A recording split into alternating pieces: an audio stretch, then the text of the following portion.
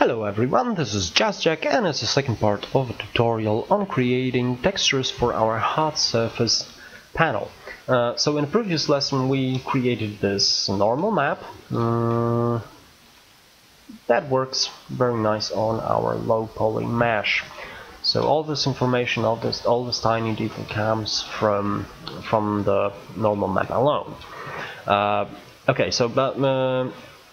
It's quite a good map, although we could use a little bit of a different and more dense information on our mesh. So to do this, I'm going to use the image of a plain painted piece of metal, like this.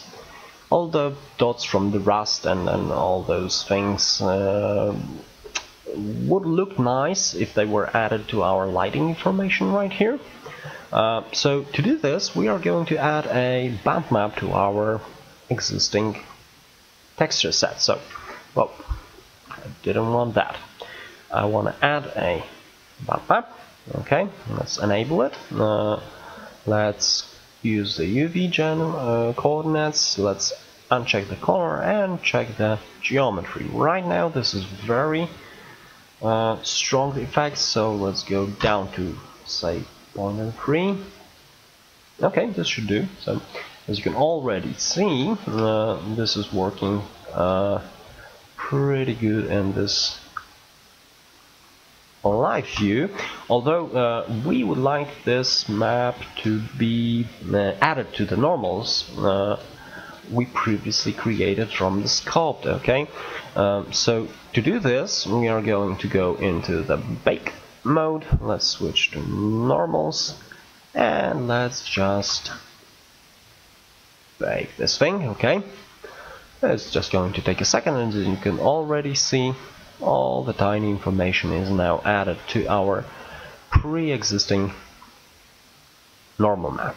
Okay, so that's the first thing. I'm gonna call it joint normals. Okay, now let's go back to our textures. We don't need the bump map anymore, and we will switch this normal texture to the ones we saved. Okay, so already looking much more interesting, right?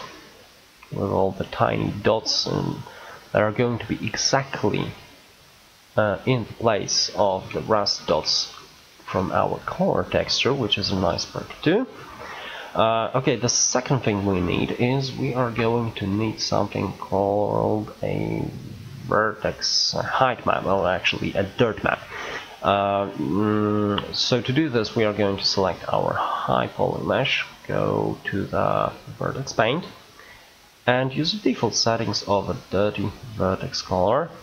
If you want to change those things, this probably would be a good idea. You can do this by hitting F6, and all the parameters are here. I'm not going to do this because it takes time, so I'm just going to use a default map. And to bake it to the image, we would need to go here, select our low poly mesh. Did I say that? Yes, I did.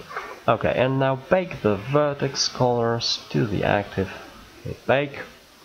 It's just going to take a second now. Alright, there it is. So let's F3 to save it. Let's save it as a dirt map.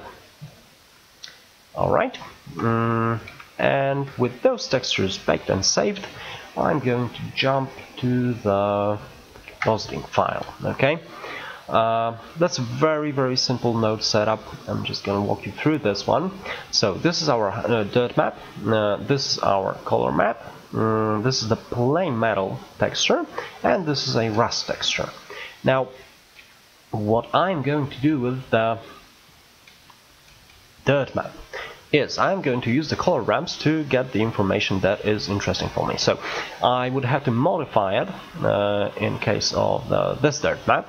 I want the white color to be at the edges, and all the places I want the bare metal to stick out. Okay, So then if I mix this color map with this bare metal map with the factor of this map, I'm going to end up with something like this. Alright, so there's my bare metal and there's my color metal.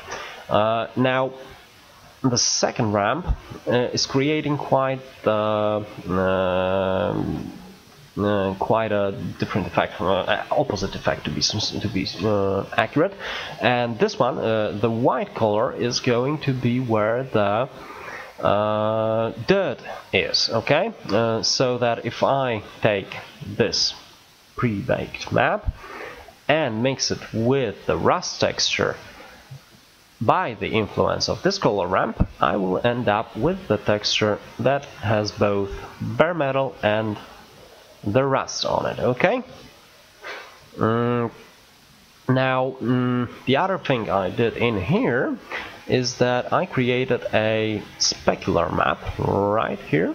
Okay, it looks like this. Now, as you know, the specular map is representing the white color, where the specular is where the material has most specularity. The black is no specularity, and the grays are everything in between. Okay.